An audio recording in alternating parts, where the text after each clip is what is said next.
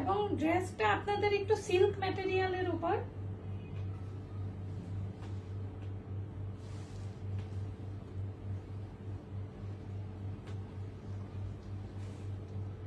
ড্রেসটা একটু সিল্ক ম্যাটেরিয়ালের মধ্যে। এটা একটু দাও তো এই সাইড দিয়ে।